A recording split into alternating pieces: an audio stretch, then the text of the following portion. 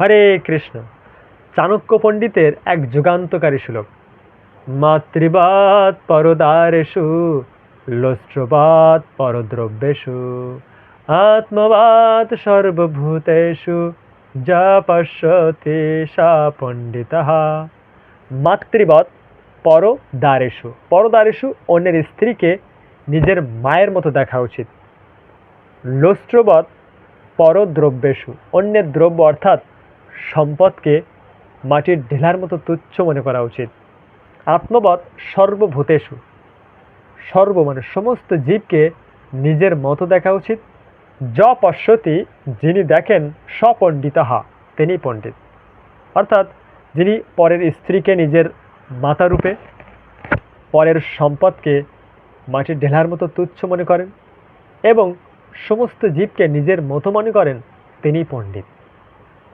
আমাদের বৈদিক সংস্কৃতিতে একজন নারীকে মায়ের রূপেই দেখা হয়। যেমন আমরা সকলেই জানি, আমাদের বিদ্যার দেবী মাতা সরস্বতী, ধনের দেবী মাতা লক্ষ্মী, শক্তির দেবী মাতা দুর্গা, অন্নের দেবী মাতা অন্নপূর্ণা, ভক্তির দেবী তুলসী মহারানী এবং প্রেমের দেবী শ্রীমতী রাধারানী। এই সমস্ত মেন ডিপার্টমেন্টে পুরুষের স্থান কথা।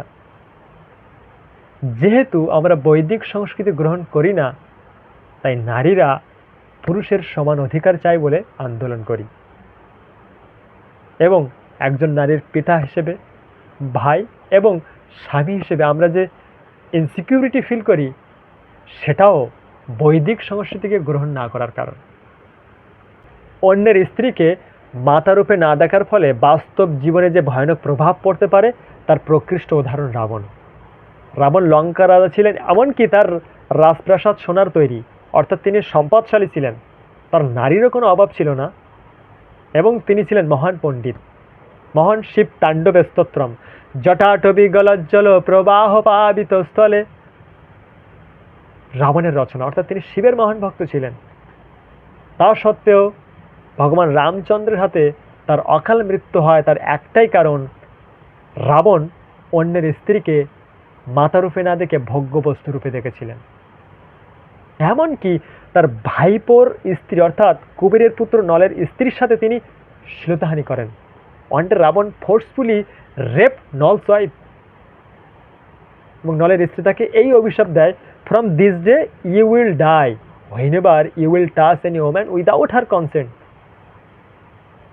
রাবণ, তুমি সেই দিন মৃত্যুবরণ করবে যেদিন বিনা অনুমতিতে কোনো স্ত্রীকে স্পর্শ করবে।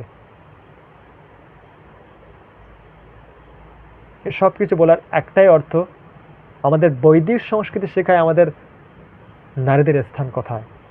তাই আমাদের সকলেরই উচিত বৈদিক সংস্কৃতি গ্রহণ করা। একমাত্র আধ্যাত্মিকতা দিতে পারে সত্যিকারের মানসিক শক্তি এবং সঠিক শিক্ষা। স্বামী বিবেকানন্দ আমেরিকায় প্রথম প্রচার শুরু করেন এবং তার ফলস্বরূপ আমরা একজন ভগিনী নিবেদিতাকে পেয়েছি। এবং আমাদের আন্তর্জাতিক কৃষ্ণ ভাবনামৃত সংঘের প্রতিষ্ঠাতা শ্রীলা এসি ভক্তি বেদান্ত স্বামী প্রভুপাদ 70 বছর বয়সে আমেরিকা প্রচার শুরু করেন এবং তার ফলস্বরূপ আজ হাজার হাজার বিদেশি আমাদের বৈদিক সংস্কৃতিকে গ্রহণ করছে। অথচ আমরা ভারতবাসী হয়ে আমাদের বৈদিক সংস্কৃতিকে এখনো বুঝতে পারিনি। তাই যদি আমরা সত্যিকারের সমাজ ব্যবস্থা গড়ে তুলতে চাই, তাহলে আমাদের বৈদিক সংস্কৃতি গ্রহণ করতে হবে, অর্থাৎ আমাদের আধ্যাত্মিকতা গ্রহণ করতে হবে। আর এই আধ্যাত্মিকতার শুরু নিজের শুদ্ধিকরণের মাধ্যমে এবং এই শুদ্ধিকরণের পথ শুরু নাম জপের মাধ্যমে। হরে কৃষ্ণ কৃষ্ণ কৃষ্ণ হরে হরে, হরে রাম রাম রাম হরে হরে। তাই চলুন আমরা নাম জপের মাধ্যমে আধ্যাত্মিকতার পথে চলা শুরু করি। হরে কৃষ্ণ।